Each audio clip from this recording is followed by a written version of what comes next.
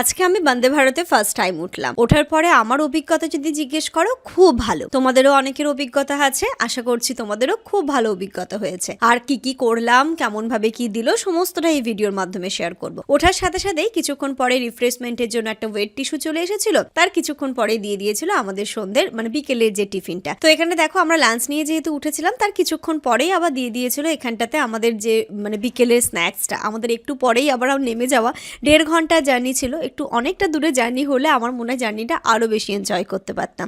এখানে চায়ের জন্য দিয়ে যাচ্ছিল গরম জল। এই গরম জলে যে রেডিমেড চায়ের পাউডারটা ছিল, মিক্সটা ছিল, সত্যি খুব সুন্দর ছিল। আমার এমনি মানে মিক্সড চায়ের পাউডারগুলো ভালো লাগে না খেতে, আমি পছন্দ করি না। যে না চা পাতা দিয়ে না ফোটালে হয়তো চা ভালো লাগবে না খেতে, বাট সত্যি এটা এক অদ্ভুত রকমের টেস্ট লাগলো। আমার তো বেশ ভালো লাগলো, এটা অন্য রকমের লাগলো। তো এখানটাতে আমি আমার জন্য জামানের জন্য চাটা বানিয়ে নিচ্ছিলাম। আমি একটু খেলাম, জামানকেও একটু দিলাম। যেমন বলো না সত্যি খুব ভালো। তো এইভাবে যে রেডিমেড চা পাওয়া যায়। আর এখানটাতে ইনু আবার বলছে মা দাও দাও দাও দাও, তাই ওকেও একটুখানি গরম জল দিয়ে দিলাম। তারপরে দেখো আরও অনেক কিছু ছিল, সেইগুলোও দেখাচ্ছি তোমাদের একে একে। এখানে চিড়ে ছিল, এখানে একটা পপকর্ন ছিল, তারপর একটা জুস ছিল, এখানটাতে একটা গরম গরম একদম কচুরি ছিল, ড্রাই ফ্রুটস মিক্স ছিল। তার সাথে এখানে দেখো রেডিমেড যে চায়ের প্রিমিক্স সেটাও ছিল। কচুরিটার সাথে খাওয়ার জন্য একটা সসও দিয়ে দিয়েছিল।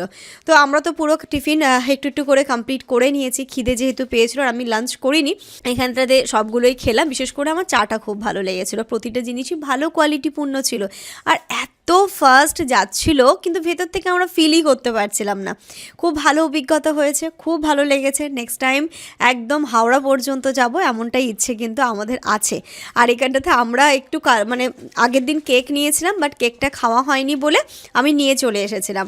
ইনুকে এখানটাতে একটু কেক দিলাম, আরহানকেও একটু কেক দিলাম।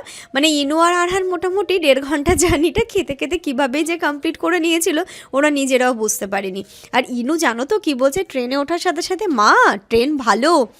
আচ্ছা আচ্ছা বুঝতে পেরেছি, মানে তোমারও টেস্ট কিন্তু ভালো। মানে বলে না যে বাচ্চারা বুঝতে পারে না, এটা কিন্তু ভুল কথা, বাচ্চারাও সবই বুঝতে পারে।